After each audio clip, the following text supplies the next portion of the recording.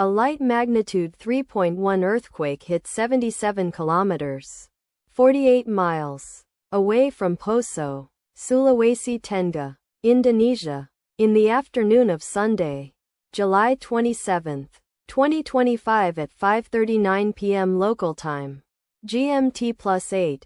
The depth of the quake could not be determined, but is assumed to be shallow. The quake was reported felt by some people near the epicenter.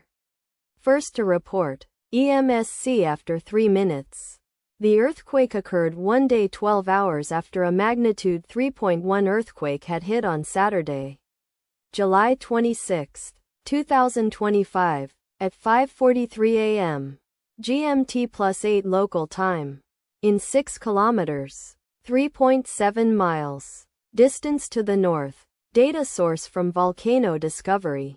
Did you feel it? Let us pray. May the earthquake that occurred not affect our brothers and sisters there. May the earthquake not happen again. And may God protect everyone. Amen.